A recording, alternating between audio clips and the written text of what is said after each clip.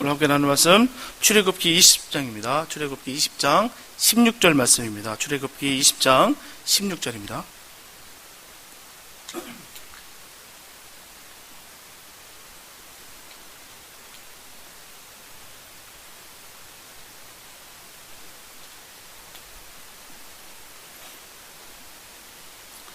출애굽기 20장 출애굽기 20장 16절 말씀입니다. 한 절 말씀입니다. 주님 말씀 올려드립니다. 내 요새에 대하여 거짓 증거하지 말지니라. 네. 인간을 특징 짓는 말 중에서 바로 언어적 인간이라는 말이 있습니다. 바로 인간이 말과 글을 사용함으로 말미암아 다른 동물과 본질적으로 구별된다는 뜻입니다. 하지만 언어가 인간의 본질적 요소라는 것은 반면에 언어 생활을 제대로 영위하지 못한다고 한다면 바로 결코 인간답게 살 수 없다라는 것을 분명히 전하고 있는 것이에요. 이처럼 사람이 사람답고 또한 인격적으로 존경을 받기 원한다면 말에 대한 이 소중함을 우리가 분명히 깨달아 알아야 될 줄 믿습니다. 특별히 성도에게 있어서 말은 그 무엇보다도 중요한 신앙의 척도라고 할 수가 있어요. 아무리 성경적인 지식이 많다 할지라도, 또한 기도의 영역이 깊다 할지라도 입을 열 때마다 평소에 입에 담지 못할 나쁜 말을 한다고 한다면 그가 전하는 모든 메시지는 천할 수밖에 없습니다. 이처럼 그의 말에 인격이 그대로 드러나는 것이에요. 잠언서 26장 26절 말씀 보게 되면 게을러 그 감정을 감출지라도 그 악이 회중 앞에 드러나리라. 숨기고 숨긴다 할지라도 숨겨지지가 않는다는 것이죠. 그대로 드러나게 됐다 전합니다. 이처럼 인격이 훈련되지 않으면 결국 그가 하는 말마다 그의 허물만을 그대로 드러낼 뿐이라는 것입니다. 이처럼 성도에게서 말은 너무나도 중요한 부분이에요. 요한복음 12장 48절 말씀 보게 되면 나를 저버리고 내 말을 받지 않는 자를 심판할 리가 있으니 곧 나의 한 그 말이 마지막 날에 저를 심판하리라. 여기서 저버리다라는 뜻의 원어 아데테오는 바로 박해하다, 배척하다, 반대하다라는 의미를 가지고 있어요. 즉 예수님을 반대하고 그 말을 받지 않은 자들은 마지막 날에 예수님께서 하신 말에 의해서 심판을 받게 된다는 것입니다. 바로 그 말씀으로 심판을 당하게 된다는 말이에요. 이렇게 예수님께서 말씀을 강조하고 있는 것은 예수님께서 전한 그 말씀과 그 자신이 하나이기 때문입니다.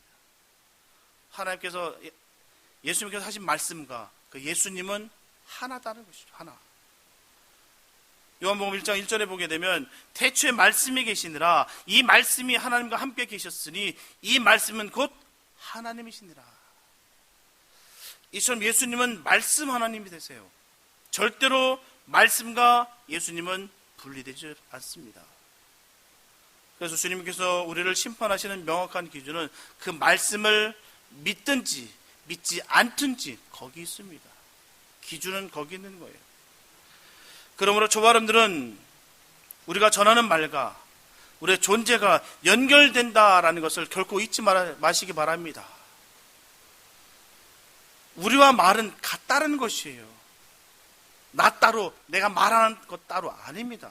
같다라는 것을 우리 주님께서 일러주신 것입니다. 그렇기 때문에 말의 중요성에 대한 강조는 아무리 한다 할지라도 지나치지 않습니다. 오늘 본문은 10계명의 제9계명으로서 내 이웃에 대하여 거짓 증거하지 말라라고 말씀하고 있어요.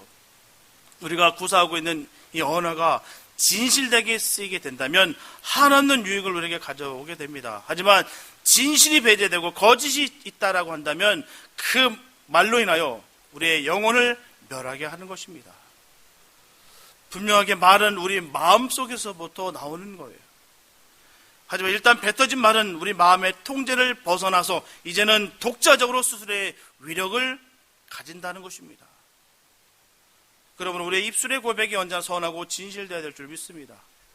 오늘 주시는 제9계명을 통해서 말이 주는 영향력에 대해서 우리가 살펴보면서 함께 은혜를 나누겠습니다.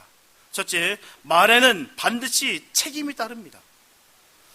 야고보서 3장 2절과 3절 말씀 보게 되면 우리가 다 실수가 많으니 만일 말에 실수가 없는 자면 곧 온전한 사람이라 능히 온 몸도 굴레에 쓰으리라. 우리가 말을 순종케 하려고 그 입에 재갈 먹여 온 몸을 어거하며 라는 것입니다.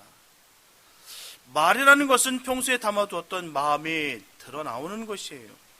그래서 엄밀히 말하면 우리 말의 실수는 없다라고 하는 것이 맞습니다.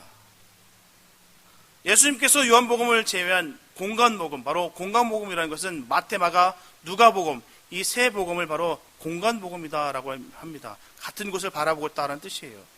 이 공간복음 전체 다 들어가 있는 말씀 중에 지극히 작은 소자 영혼을 실축해 해도 연자 맷돌을 메고 바다에 빠지는 것이 낫다라고 분명히 이 세 복음서에 다 그대로 기록되어 있습니다. 그만큼 중요하다는 것이에요. 이와 같이 거짓된 말과 행동으로 말미암아 많은 영혼을 실족해 한 자들은 과연 어떤 심판이 기다리고 있다는 것에 대해서 우리가 분명히 알 수가 있습니다.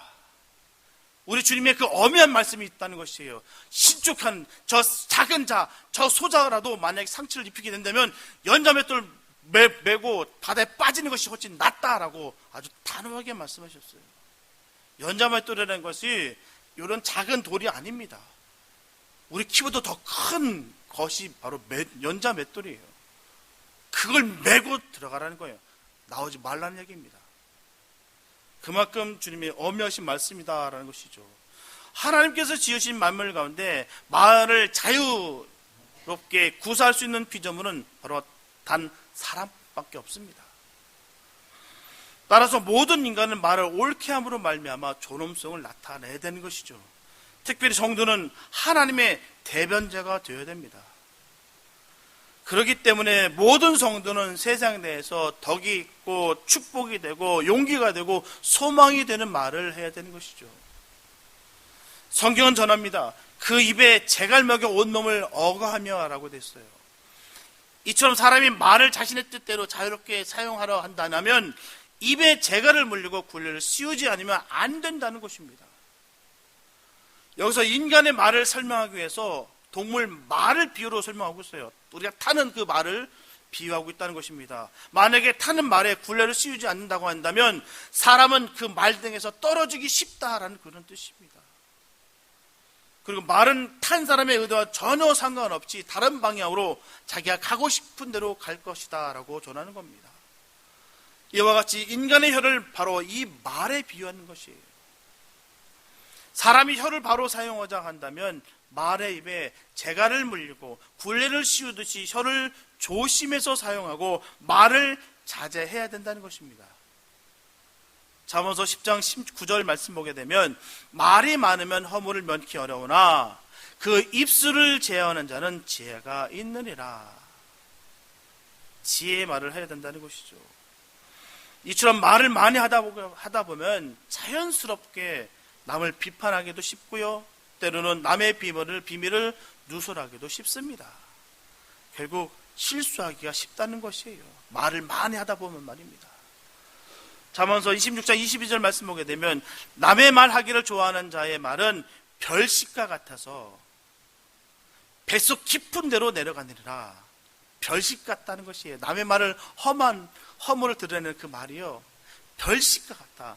특별한 음식 같다. 그런 뜻입니다. 아주 맛있는 특별한 음식 같다. 그래서 그걸 먹을 때 뱃속 깊은 데까지 내려간다라고 전하고 있는 것입니다.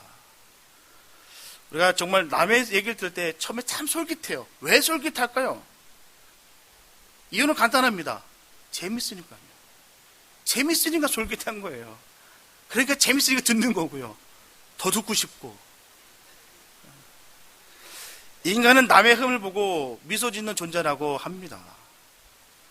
솔로몬은 전하고 있어요. 참소하는 자는 미련한 자니라 라고 전하고 있습니다. 참소하는 게 뭘까요? 참소하다는 그 말은 상대방의 허물을 고발하거나 사람들에게 알려서 비방하는 행위를 바로 참소라 하는 것입니다. 이것은 그 마음의 미움을 가지고 행하는 말이기 때문에 비록 그 말이 사실일지라도 그것은 결코 지혜로운 말이 아니다라고 분명히 전하고 있는 것입니다. 그 말이 사실일지라도 미움을 품고 있기 때문에 그렇다는 것이죠. 남의 말과 행동을 왜곡되게 표현함으로 말미암아 친구의 사이를 이간시키고 시기하도록 만들며 또한 불화하도록 증오를 심어준다는 것이죠. 그래서 선량한 사람들의 마음에 깊고도 아픈 상처를 남겨주고요, 결국 그들의 명예를 손상시키는 겁니다. 솔로몬은 그런 자들을 통해서 뭐라고 얘기하냐면 미련한 자다라고 분명히 경고하고 있습니다. 아무리 그 말이 사실일지라도 미련한 자다, 미련한 말이다 라고 전하고 있습니다. 참소하는 말은 자기 자신에게 아무런 유익이 없어요. 득될 것이 없습니다. 순간은 다 얘기하는 것 같아서 속도 시원하고 재밌는 것 같으나 결국 아무 자신에게는 유익이 없어요. 한번 되돌아보십시오. 유익이 있었는지요. 그걸 인해서 피해가 얼마나 돌아오는지 모릅니다. 지혜로운 말은 그 마음속에 사랑을 가지고 있느냐 있지 않느냐, 그 차이입니다. 사랑이 없기 때문에 참소하는 거예요. 안 그렇습니까? 사랑 없기 때문에 참소하는 거 아니겠어요? 사랑하면 어떻게 할까요? 사랑하면 말을 전하지 않습니다. 사랑하면 더욱더 감싸주고 덮어주고 변화합니다. 사랑이 없기 때문에 전하는 거예요. 퍼치는 것입니다. 결국에는 그 주변에 사람이 아무도 남지 않는다라는 것이죠. 처음에는 재밌으니까 몰려듭니다. 그러나 언제라도 타겟이 내가 될 수 있어요. 그 말, 달콤하게 막 쏟아지는 말이 나중에는 내가 그렇게 그 이름에 거론될 수 있다는 것이죠. 그래서 사람은 언제나 근이 깊은 사람을 주변에 두고 싶어 합니다. 그래서 나중에는 홀로 있을 수밖에 없다는 거예요. 그게 바로 어리석다라는 것입니다. 처음에는 사람이 있는 것 같고 옆에서 서로 동조하는 것 같으나 결국에는 경계하고 조심하고 피합니다. 왜요? 결국 그 입술에서 나의 이름이 나올 수 있기 때문입니다. 결국 말쟁이는 외롭게 될 수밖에 없다는 것이죠. 그래서 잠언서 20장 19절에서 분명히 전합니다. 입술을 벌린 자를 사귀지 말지니라, 바로 분명히 교훈하고 있습니다. 분명히 남의 말 하기 좋아하고 혀를 함부로 사용하는 자는 질서를 해치고 공동체의 평화를 파괴합니다. 무너뜨려버려요. 따라서 자신의 입을 조심해서 사용하는 자는 유익이 있지만 입술을 크게 벌려 떠벌리는 자에게는 반드시 불행이 있습니다. 분명히 유익이 없다고 분명히 전했어요.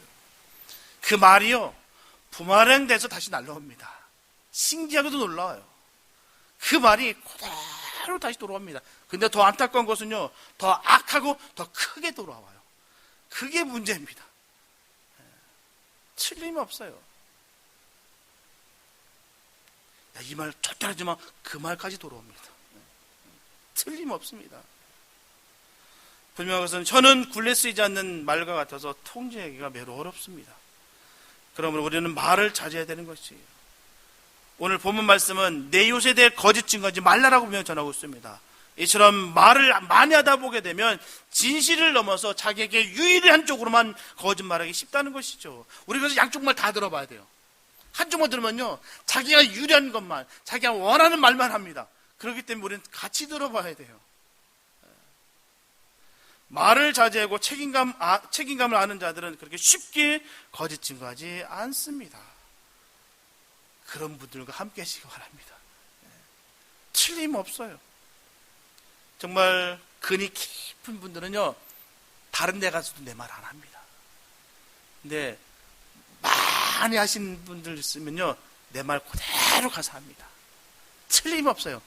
동서고금을 막론하고 이쪽 지역이나 저 LA 지역이나 전 세계 어느 지역이나 똑같습니다. 정말 근이 깊은 분들과 함께 하시기 바랍니다. 나도 그런 사람들이 되어야 될 줄로 믿습니다. 야고보서 1장 19절 말씀 보게 되면 야고보 사도가 전하고 있듯이 듣기는 속히 하고 말하기는 성내기는 더디하라고 분명히 전하고 있어요. 우리가 명심해야 되는 것은 말을 한 번 딱 내뱉으면 결코 주워 담을 수가 없습니다. 이걸 다시 돌이킬 수가 없어요.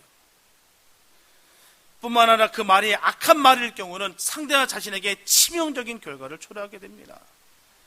그러므로 저와 여러분들은 혀 자제하기를 말에 재갈 물리듯 해야 될 줄 믿습니다. 그러하여 언제나 거짓을 멀리하고 주님 기뻐하시는 진실된 삶을 살아가시기를 예수님의 이름으로 축복합니다. 둘째, 진실의 말이 거듭남의 증거가 됩니다. 마태복음 12장 35절부터 37절 말씀 보게 되면 선한 사람은 그 쌓은 선에서 선한 것을 내고 악한 사람은 그 쌓은 악에서 악한 것을 내느니라. 내가 너에게 이르노니 사람이 무슨 무익한 말을 하든지 심판날에 이에 대하여 신문을 받으리니 내 말로 의롭다함을 받고 내 말로 정죄함을 받으리라. 이처럼 사람은 의식적이건 무의식적인 간에 분명하게 선악간에 다른 사람에게 끊임없는 영향력을 주고 있습니다. 특히 언어를 통하여 주는 영향은 지대적인 것이에요. 언어는 그 사람의 영혼의 표현이기 때문입니다. 그리고 마음과 성격의 표현이에요. 또한 그 사람 자체의 생명의 표현입니다. 이렇게 인간은 언어를 통해서 타인에게 영향을 끼치게 됐다는 것이죠. 분명하게 예수님께서는 선한 사람에게서 선한 말이 나온다라고 분명히 전하고 있습니다. 그러면 선한 사람은 어떤 사람일까요? 과연 어떤 사람이 정말 선한 사람일까요? 실상 선한 분은요, 하나님 한 분밖에 없습니다. 세상에 그 어느 누구도 선한 사람은 없어요. 의는 없느니 하나도 없다라고 분명히 말씀하고 있습니다. 선한 사람은 없습니다. 그렇기 때문에 선한 사람이 되려면 먼저 하나님과 바른 관계를 가져야 된다는 것이죠. 그래서 그 마음속에 하나님의 영을 가지고 있는 사람, 그 마음속에 하나님의 말씀을 가지고 있는 사람, 그 마음속에 하나님의 사랑을 가지고 있는 사람, 그 마음속에 하나님의 능력을 가지고 있는 사람이야 비로소 진정한 선한 사람이 될 수가 있습니다. 그 안에 하나님의 영이, 또한 그 말씀이, 또 사랑이, 또 능력이 있어야 되는 것이에요. 이거는 하나도 없고 건넌 번들을 하면 깡통 같은 사람들이 얼마나 많은지 모릅니다. 그 안에 이것은 하나도 없는데 말이에요.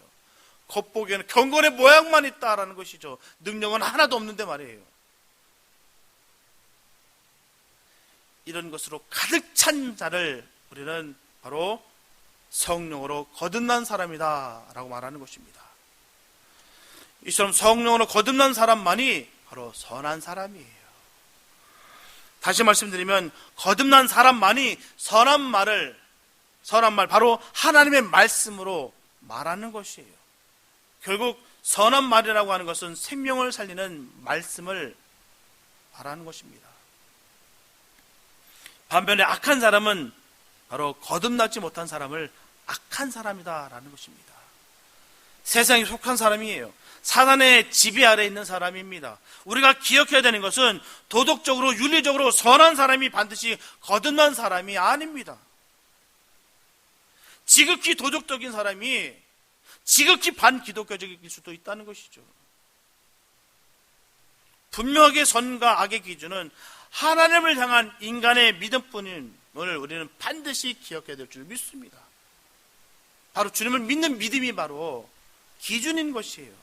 주님을 믿느냐 믿지 않느냐, 그 가운데 우리가 선하냐 악하냐의 기준이 있는 것이에요.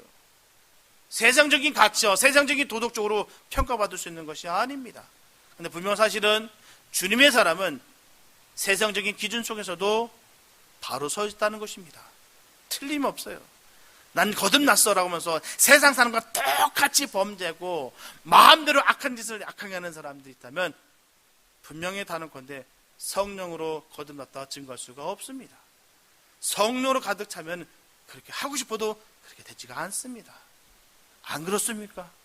한번 내 양심을 두고 한번 생각해 보십시오. 나의 옛 모습과 지금의 모습 변화됐는지 아닌지를 늘 우리가 점검해야 될 줄 믿습니다. 옛날에는 내가 정말 그런 삶을 살았으나 주님을 만난 이후로 성령으로 거듭난 이후로는 나의 삶이 바뀌어야 되는 것이 정상이에요.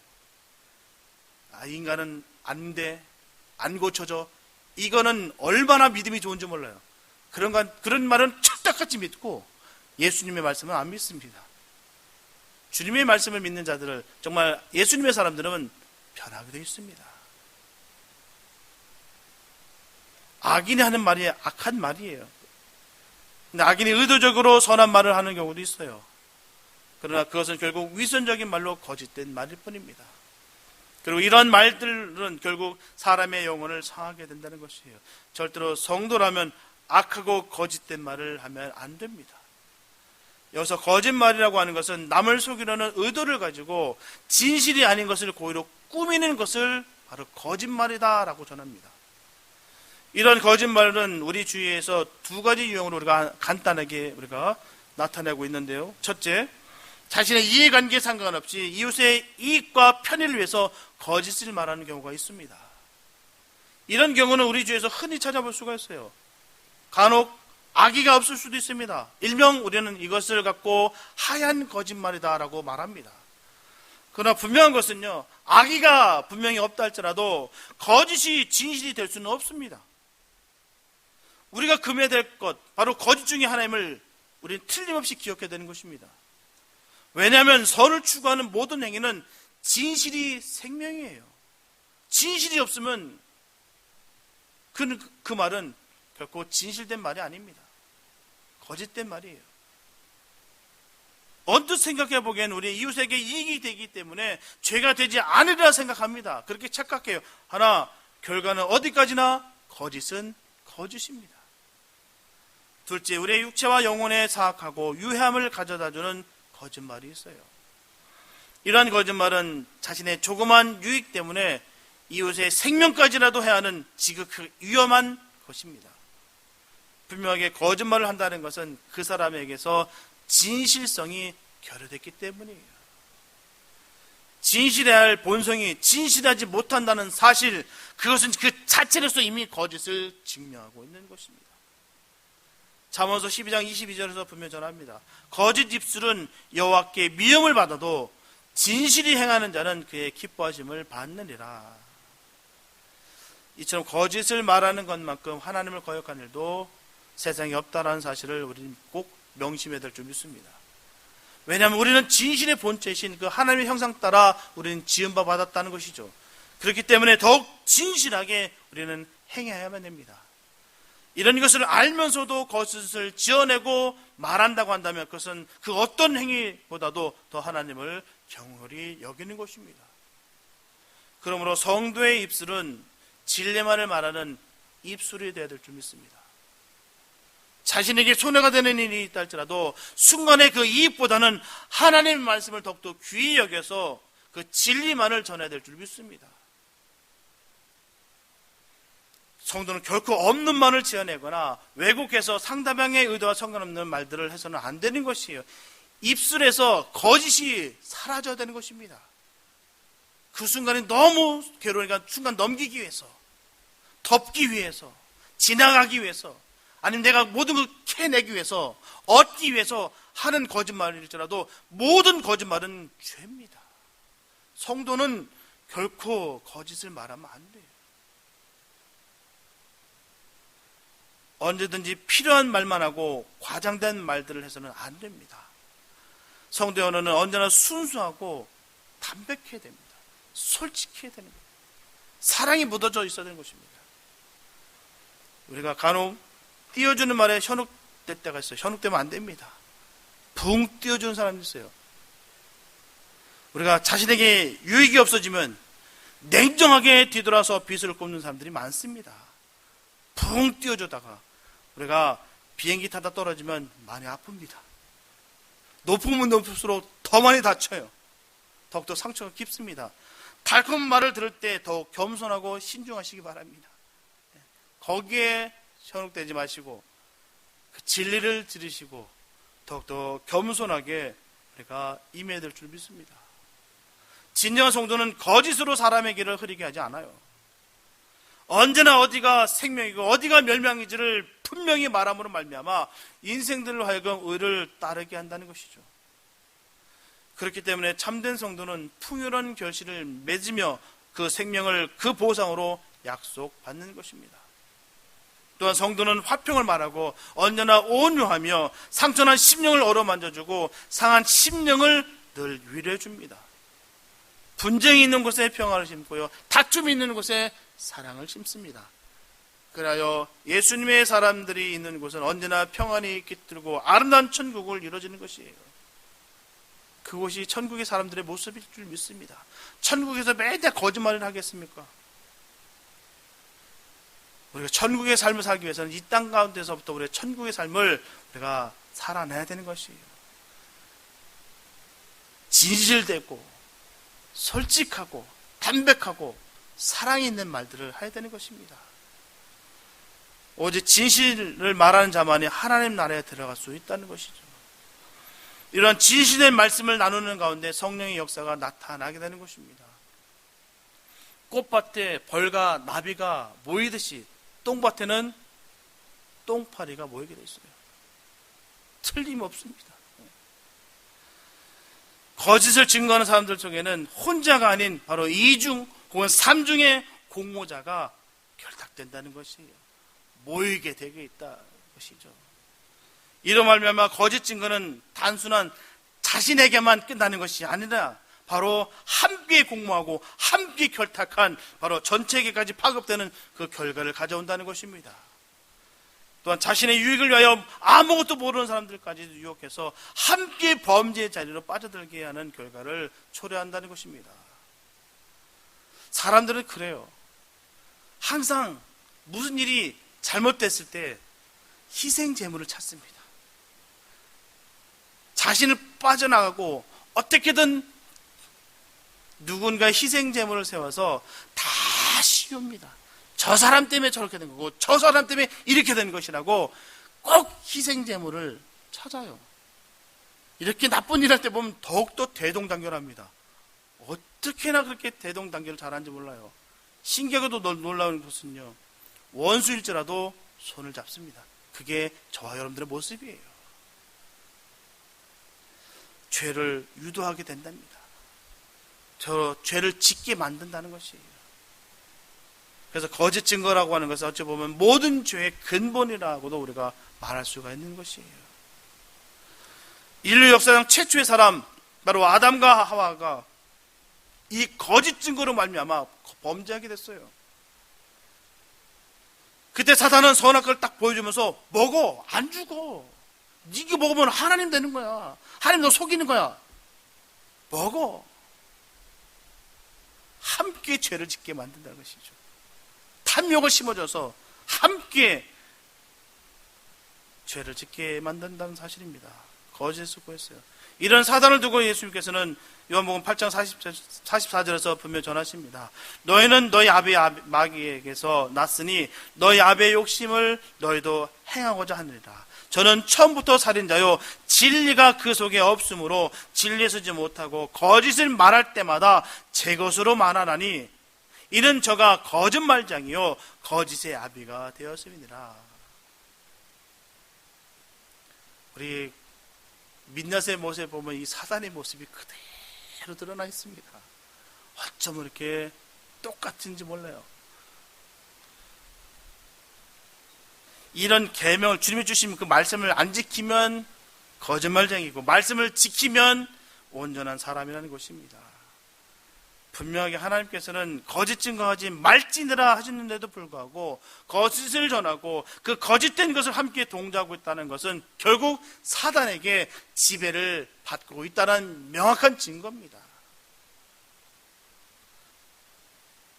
입만 열면 거짓말하는 사람이 어떻게 예수님의 사람이라 말할 수가 있겠습니까? 내가 그렇게 열심히 주님 앞에 내가 헌신하고 내가 생명을 바쳐서 내가 주님을 위해서 살아가고 있다고 얘기하면서 내 영혼 전도를 위해서 또한 저 선교지를 위해서 또 수많은 주님의 일들을 감당한다고 하면서 매일 거짓말하는 사람이 어떻게 예수님의 사람이 될 수가 있겠냐 말입니다. 아무리 많은 일을 한다 할지라도 거짓을 하는 그 가운데 무엇이 들어있겠습니까? 주님께서 분명히 얘기하셨어요. 선한 것이 나오게 됐다라고요. 안에 있는 게 나오게 돼 있더라라고 전하고 있습니다. 겉모습은 번지르는데 내 안에 하나님의 영은 없고 하나님의 능력은 없고 하나님의 사랑은 없고 하나님의 말씀이 없으면 깡통이다라는 것이죠. 거짓된 삶이 바로 그런 모습이에요. 그게 바로 외식된 삶의 모습인 것입니다. 아내는 그렇지 않은데 겉모습만 화장하고 포장하고 단장해서 아닌 것처럼 하는 것이 바로 우리 주님이 말씀하신 것입니다. 사단에게 미혹돼서 매사에 부정적이고 콤플렉스에 쌓이는 사람들이 거짓말을 하게 됐어요. 허세를 부리는 겁니다. 자꾸 포장돼서 드러내 보이는 거예요. 과거가 복잡할수록 거짓으로 자신을 포장하고 위장하고 과장하기 바쁩니다. 왜요? 감추려고요. 불의한 과거를 뛰어넘지 못해서 언제나 사람을 의지하고 사람들과 함께함으로 말미암아 자신을 감추기에 급급하다는 것입니다. 숨어서 말이에요. 걸릴까봐, 두려울까봐. 그게 딱 걸리는 순간부터는 이제는 잃을 것이 없다라고 막 나가는 사람들이 얼마나 많은지 몰라요. 갑자기 돌변해서. 왜요? 걸렸기 때문에. 그러다 보니 사람에게 민감하고 집착하고 구차하게 되는 것이에요. 정말 믿음 안에 바로 서 있으면요, 구차하지 않습니다. 우리가 집착하지 않아요. 민감하지 않아요. 나 혼자 뭐 어때? 주님과 함께 늘 감사하고 은혜하고 살아가면 되는데 누가 뭐라든 무슨 상관이야? 주님 안에서 내가 바로 서면 되고 나는 사랑만 하면 되지. 여유가 있다는 것입니다. 사단은요, 우리의 약점을 너무너무 잘 알아요. 사단은 결코 우리의 약점을 결코 놓치지 않습니다. 그 약점을 그대로 파고들어 공격해 들어와요. 고린도후서 11장 3절의 말씀 보게 되면 뱀이 그 간계로 이와를 미혹해 한 것 같이 너희 마음이 그리스도를 향하는 진실함과 깨끗함에서 떠나 부패할까 두려워하노라. 누구나 예외가 될 수가 없습니다. 나도 그렇게 될 수 있다는 것을 늘 기억하시면서 늘 경계하시기 바랍니다. 언제나 성령으로 무장되어 있지 않으면 언제나도 누구든지 넘어지게 되어 있습니다. 저와 여러분들은 진실함과 그 깨끗함에 살아야 될 줄 믿습니다. 분명하게 진실은 항상 진실 그대를 말하게 되는 것이에요. 영혼을 살리는 그 입술의 고백만 있어야 될 줄 믿습니다. 그래서 진실이 진실로 나타나도록 우리가 노력하시기 바랍니다. 사랑하는 여러분, 혀는 본래 하나님을 찬양하고 이웃과의 교제 속에 위안과 용기를 주도록 지음을 받았어요. 그렇게 지음을 받은 것입니다. 절대로 거짓 증거를 하라고 있는 것이 아니에요. 남을 비방하라고 있는 것이 아닙니다. 처음부터 우리 주님께서 그렇게 지으신 것이 아니에요. 그러나 범죄한 인간의 혀는 부패한 본성을 그대로 드러내는 대표적인 기관이 되었다는 것이죠. 그래서 그 이 혀를 가지고 하나님을 찬양하는가 하면 형제를 저주하고 욕하기도 합니다. 그것도 성도라고 하면서 말입니다. 이 모습이 바로 성도가 혀를 잘못 사용하고 있다는 명확한 증거예요. 아무리 허물이 있다 할지라도, 아무리 부족한 거 있다 할지라도 우리는 무슨 말을 해야 될까요? 사랑하고 덮어주고 격려해주고 주님의 말씀을 증거하는 거예요. 우리 주님이 원하신 바가 거기 있다는 것입니다. 솔로몬이 전하듯이 미련한 자는 그 허물을 드러내고 상대방에게 명예를 훼손시키는 것이 선한 것을 여겼던 것이 바로 미련한 것이다라고 분명히 솔로몬은 전하고 있습니다. 지혜로운 말은 바로 사랑의 말이라 얘기하고 있어요. 사랑한다면 결코 그 입에서 거짓이 나갈 수 없습니다. 그 입에서 저주가 나갈 수 없습니다. 그 입에서 비방할 수가 없다는 것이죠. 내 안에 사랑이 있다면 말입니다. 그 영혼을 사랑하는 마음이 있다고 하면 그렇다는 것이에요. 내가 정말 주님으로 말미암아 내가 사랑을 내가 입었다면, 내가 건짐을 받았다는 것을 내가 알았다고 한다면 우리 입술의 고백이 어떻게 될까요? 나 같은 죄인을 살려주신 그 주님을 내가 알기에 내가 누가 누구를 욕하며 누가 누구를 저주하며 누가 누구를 정죄할 수가 있겠을까? 라고 하지 않겠습니까? 정말 성령 받은 자의 모습은 그런 모습이에요. 그 허물의 모습이 그대로 보이는데도 불구하고 그 허물을 바라보는 것이 아니라 그 영혼을 바라보는 것입니다. 그 바로 주님의 시선이에요. 우리 주님은 날마다 우리를 위해서 맨날 속습니다. 하나님, 나 절대로 이제는 딴 길로 가지 않겠습니다 라고 맨날 얘기하지만 우리 맨날 딴 길로 갔어요.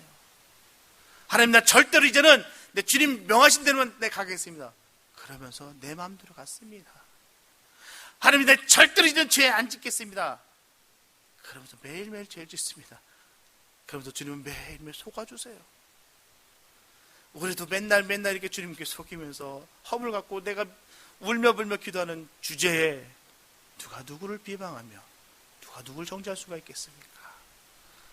주님의 그 사랑으로 주님 우리를 바라보듯이 우리도 주님을 사랑의 눈으로 우리가 영혼을 바라볼 수 있는 그런 복된 눈이 되시길 바랍니다. 입술의 고백 속에서 늘 사랑이 넘쳐나시기 바랍니다. 늘 사랑으로 늘 그 영혼을 덮고 늘 격려하면서 예수님께서 가장 기뻐하는 일들을 하는 우리가 됐으면 참 좋겠습니다. 우물은 한 구멍으로 쓴 물과 단물을 내지 못합니다. 그와 마찬가지로 성도가 한 입으로 찬송과 저주를 함께 내는 것은 마땅치가 않다는 것이죠. 성도의 혀는 언제나 찬송과 감사의 선한 말을 하는데 사용되어야 될 줄로 믿습니다. 이웃을 위로하고 칭찬하고 격려하는 데 사용하고 복음을 증거하는 데 반드시 사용되시기를 바랍니다. 시편 141편 3절에 보게 되면 여호와여 내 입 앞에 파수꾼을 세우시고 내 입술에 문을 지키소서라고 시편 기자는 증거하고 있습니다. 이처럼 하나님의 사람들은 특별히 말의 실수가 없도록 기도해야 되는 것이에요. 이 말로 인해서 한 영혼이 죽고 사는 역사가 나타난다는 것입니다. 말로 인해서 상처받으면요, 이게 쉽게 지지가 않아요. 난 이제는 은혜 받아서 다 깨끗해졌어. 그러면서도 어느 순간 쑥 들어옵니다. 그때 저 사람이 그랬었겠지. 나한테 이런 말을 줬어. 왜 이렇게 안 잊어지는지 몰라요. 왜냐하면 그만큼 말은 위력이 있다는 것입니다. 그래서 우리가 철저하게 주님 편에 서지 않으면, 성령으로 무장하지 않으면 우리가 상처를 주거나 상처를 받게 되어 있다는 것입니다. 그렇기 때문에 우리는 철저하게 성령의 무장을 받는 자가 되길 바랍니다. 무장하셔야 됩니다. 주님께서 우리를 지켜주시지 않는다면 우리는 다 너나올 것 없이 다 넘어질 수밖에 없다는 것입니다. 우리들 스스로의 주의나 자제력으로는 결코 우리의 입술을 제어할 수 있는, 지배할 수 있는 능력이 부족합니다. 하나님의 은총에 의해서만이 말로 인한 죄로부터 우리가 벗어날 수가 있습니다. 저 사람들은 언제나 입술의 고백이 늘 주님께만 영광 돌리는 고백들로 넘치고 은혜로운 말로만 넘쳐서 복되게 사용되어지는 예수님의 사람들이 다 되시기를 예수님의 이름으로 축원합니다. 기도합니다. 사주님 감사합니다. 아버지, 우리가 거짓말 안 하기로 작정하고 또 작정하고 또 작정하는데도 불구하고 어떻게 우리가 이렇게 악한지 모르겠습니다. 하나님, 우리의 이 약함을 은혜로 태워주시고 이 약함을 선으로 주님 변화시켜 주시옵소서. 주님의 그 보혈의 피의 능력이 아니고서는 우리가 할 수가 없습니다. 세상의 도덕적인 것, 세상의 교육으로 이것이 바뀌어지는 것이 아닌 것을 우리가 깨닫습니다. 주님 성령으로 우리를 변화시켜 주시고 불로 태워 주셔서 악한 것이, 모든 것이 다 소멸되는 역사가 있게 하여 주시옵소서. 우리의 입술의 고백에 늘 복된 말만 전할 수 있는 그런 주님의 사람이 되게 도와주시고 입술에서 거짓이 하나도 없는 그런 복된 역사가 이루어지게 도와주시옵소서. 언제나 주님 이 말로 인하여 하나님 영광 찬양 올려드리고 또한 그 영혼들을 위해서 축복하는 그런 의의 동기, 의의 경기가 되게 하여 주시고 하나님의 말씀만 바로 증거할 수 있도록 우리의 입술을, 우리의 혀를 주께서 그 제단의 그 숯불로 다 지져주시옵소서. 의로 바로 세워 주시옵소서. 주께서 함께하는 복된 삶이 넘칠 줄로 완전히 믿사옵고 우리를 구원하신 예수님의 이름으로 기도합니다.